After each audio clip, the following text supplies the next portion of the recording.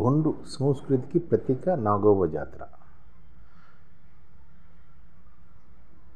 ఈ గొండు సంస్కృతి నాగోబా జాతర అంటే ఈ గొండు సంస్కృతి ప్రతిబింబిస్తుంది అన్నమాట. పుష్యమాసం అంటే జనవరి ఫిబ్రవరిలో వచ్చిందంటే ఆదిలాబాద్ జిల్లా కేశలాపూర్ నాగోబా జాతర వార్తల్లో కనిపిస్తుంది. తెలంగాణ రాష్ట్రంలో మేడారం సమ్మక్క సారక్క జాతర తర్వాత ఆదివాసులు జరుపుకునే అతిపెద్ద జాతర ఈ నాగోబా జాతర. ఇది అందమైన జాతర కూడా. పుష్యమాసం ఆదిలాబాద్ జిల్లా రాజగొండులతో సహా ఆదివాసులందరికీ పెద్ద పండుగ సమయం. రాజగొండుల్లో వేరు ఇంటి పేర్లు వాళ్ళు తమ గోత్రపు పరిచయ లేక ఆదిదేవులను గుర్తు చేసుకుంటుంటారు. తమ కృతజ్ఞతను తెలుపుకుంటూ ఆయా క్షేత్రాలు వెళ్ళి చేసే పలు జాతరల్లో కేశలాపూర్ నాగోబా జాతర ఒకటి. నిజానికి కేశలాపూర్ మెస్రం అనే ఇంటి పేరు ఉన్న రాజగొండుల దేవుని క్షేత్రం అన్నమాట.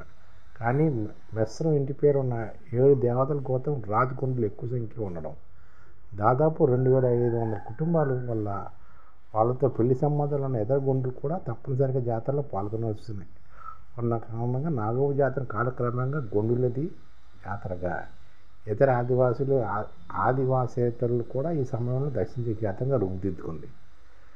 తెల్లని సాంప్రదాయ దుస్తులు ధరించిన కొందరు మెస్రం వంశీయులు నాగోబా ఆలయం నుండి పవిత్ర కలశాన్ని తీసుకువెళ్ళి గోదావరి నది నుండి నీళ్ళను నింపుకొని ఆ కలశాన్ని కాలినడకన ఒకే వరుసలో నడుస్తూ తీసుకువచ్చే దృశ్యం ఒక దృశ్యకావ్యంలో సాగుతుంది. జాతర మొదలయ్యే సమయానికి తమ గ్రామాల నుంచి గుంపులుగా గూడు ఎడ్డుబండ్ల మీద, ఇప్పుడు మోటార్ వాహనాల మీద కూడా మెస్రం కుటుంబాల వారు అక్కడికి విధి చేస్తూ వెళ్ళే దృశ్యాలు ఆదిలాబాద్ జిల్లా అంతటా ఈ మాసంలో దర్శనమిస్తుంటాయి. నాగోబా పూజా సామాగ్రిని ఆయా కుటుంబాల స్త్రీలు తల మీద గంపలో పెట్టుకుని తప్పనిసరిగా కాలినడకనే ఈ గుంపుని వెంబడించి వస్తారు. ఇలా 2 రకాలుగా సాగుతుంది ఈ జాతర. నాగోబా జాతర 29 ఎకరాల ప్రాంగణంలో విస్తరించి ఉన్న కేశలాపూర్ నాగోబా జాతర అంటే నాగక దేవత క్షేత్రంలో ఓడలు కట్టిన పురాతన మర్రిమానం వద్దకు పవిత్ర కలశాలు ముందు చేరుకుంటుంది. ఆ తర్వాత అక్కడి నుండి నాగోబాలయానికి బయలుదేరి వెళ్తుంది.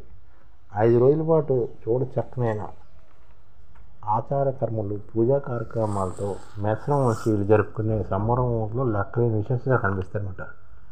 మెస్రం వంశపు తొలివారైన వడియోరు తమ వంశపు ఆరాధ్య దేవతగా నాగోబును కనుక్కుని తమ నివాస ప్రాంతంలో కేశలాపూర్ గ్రామం దగ్గర శాశ్వత విగ్రహ దేవతగా ఉండేలా ఎలా చేశాడో పెద్ద పురాణంగా జాతర సమయంలో మెస్రం వర్ధాన్ని గాయకులు గానం చేసి వినిపిస్తారు.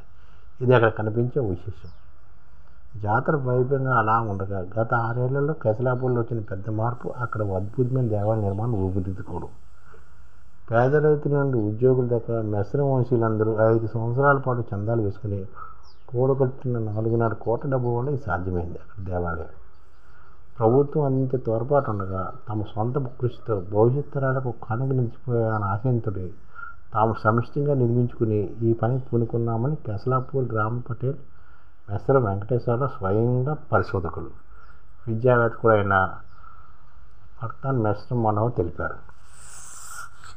మెస్రం వంశీయుల ఆలోచనలు, అభిప్రాయాలకు అనుగుణంగా విజయనగర శైలిలో ఆలయం రూపకల్పన చేసి ఒక కళాఖండాన్ని అవతరింపజేసిన ఘనత నంద్యాల జిల్లా ఆళ్లగడ్డకు చెందిన సంప్రదాయ శిల్పి తలారి రమేష్, ఆయన బృందం దక్కుతుంది.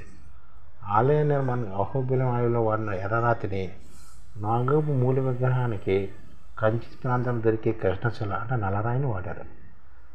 నాగోబా పౌరాణిక గాథలోని పలు ఘట్టాలను, రాజగొండుల ప్రాచీన సంస్కృతి అంశాలను, వైభవాన్ని తెలియజేసే ఇతివృత్తాలను ఆలయ స్తంభాల్లో, ఆలయ పీఠం చుట్టూ ఒక దృశ్యకాలను రూపకల్పన చేసి నిలిపారు. ఎర్రరాయి కాంతిని ప్రతిబింబించే ప్రత్యేకత కలిగి ఉన్న కారణంగా సూర్యకాంతి మారుతున్న తీరుని బట్టి ఆలయంలో శిల్పాలు పలు వర్ణాల్లో దర్శనమిస్తాయి. ఒకప్పుడు గడ్డి కప్పుతో ఉన్న సాదాసీదా గుడి కాలక్రమంలో పెరుగుతూ ఇప్పుడు గొప్ప వాస్తుశిల్పంతో భవ్యమైన ఆలయంగా అవతరించడం భారతదేశ ఆదివాసుల ఆధునిక చరిత్రలో గొప్ప ఘట్టం. మధ్య భారతదేశంలో ఒకప్పుడు గొప్ప సామ్రాజ్యమైన గొండులు ప్రాచీన వైభవం ప్రతీకగా కూడా నాగోబాలో నిలిచిపోయింది. ఇప్పుడు ఇంకా ఏడాదంతా దర్శించుకోగలిగిన సరికొత్త పుణ్యక్షేత్రం, పర్యాటక స్థలంగా కేశలాపూర్ నాగోబా ఆలయం ప్రసిద్ధిగాంచింది. ఇదన్నమాట కేశలాపూర్ నాగోబా జాతర ఆలయం. అక్కడ ఆలయం కూడా కట్టారు దాదాపు 5 కోట్ల ఖర్చుతోటి నాగోబా జాతర కోసం.